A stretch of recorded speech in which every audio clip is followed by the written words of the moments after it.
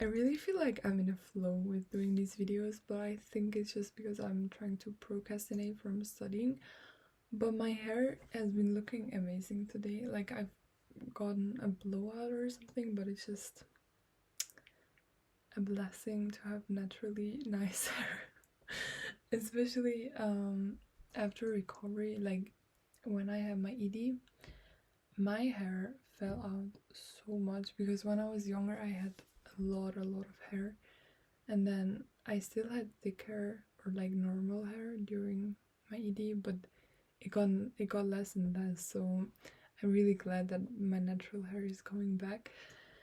But anyway, I want to talk about like comparison in ED and recovery because that has been one of the most challenging things for me, to stop comparing myself to people around me.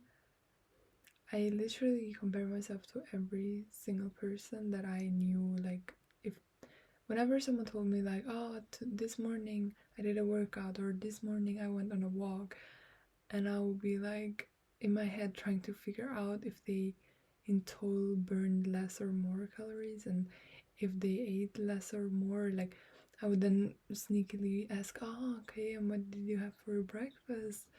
And then they would tell me, and I would use that to compare myself and to like find some weird rule or find some weird way to then eat less than them, which is so stupid, but it's just what I did. I did a lot of comparing in my ED. So in my recovery, it was very, very challenging for me to stop comparing, especially not only with thin people, but mainly with like my thin friends. It was very difficult for me to not compare myself to them and what they ate, because I was like, in the end, what they eat is what I should eat to look like them. Sorry, I thought that was my brother. um so yeah, I had to find like a way to stop comparing myself, but it was very, very difficult. So I had to do a lot of affirmations and like this mentality of, okay, but I'm gonna do it anyway. Like when we would meet up, or for example, I had roommates who would always drink Coke Zero, and it was one of my rules to stop drinking Coke Zero and only drink normal Coke. So it was very difficult to do that, even though like they were like the skinny ones, and they were like what I wanted to be, but I promised myself that I'm gonna go and commit to recovery. So I had to always just try to isolate myself and really focus on me and what I promised to myself. Like, I had this entire list of things that I knew that I wanted to change. And then what also helped me was comparing myself to people that are exactly the way I want to be. Like I would see someone who would do these behaviors that I wanted to stop, like eating more veggies than anything else, being like anxious or trying to do a lot of exercise to burn things off, or as I said, drinking zero drinks.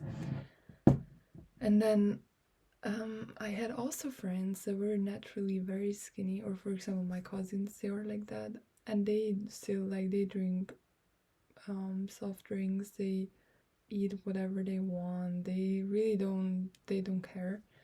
So yeah, I always, first of all, I try to isolate myself and focus on what I want.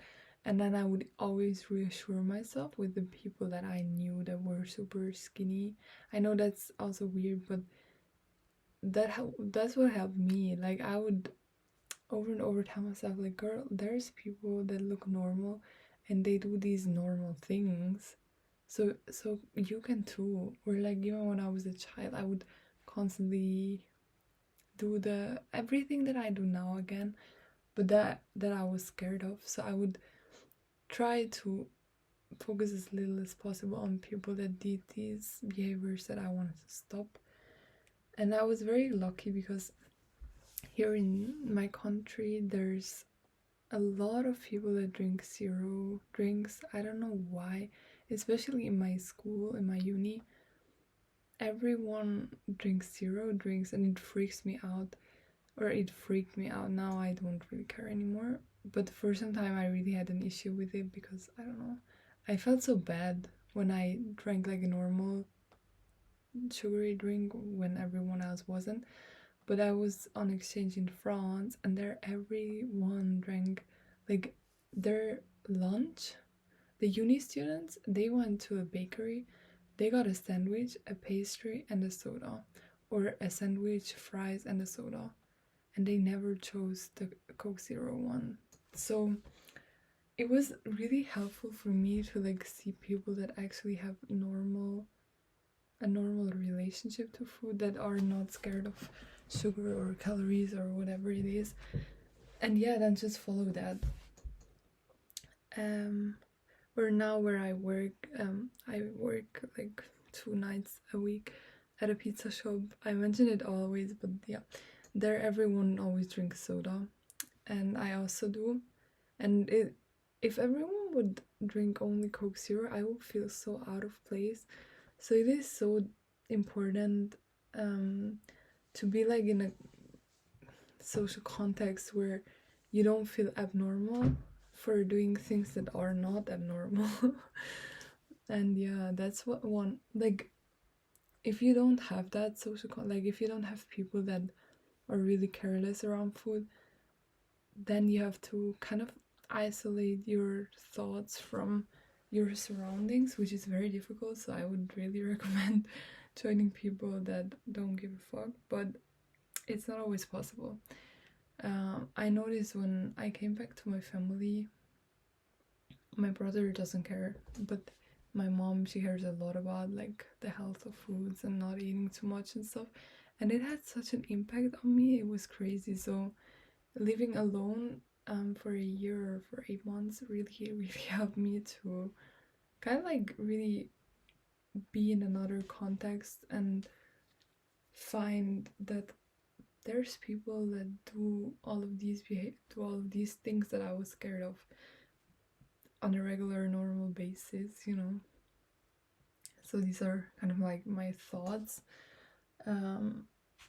but in the end you have to realize that these are normal things, like eating enough, eating whatever you want, drinking whatever you want. All of that is so normal, and you should learn to, I don't know, have these normal behaviors and not be scared of them, because in the end what you want to get rid of is all of this anxiety around food. So yes, that's my recommendation. Now I really need to start studying. I have my coffee. Look, this is one of my favorite cups. There's a bunch of llamas. And yeah, I got this. Bye.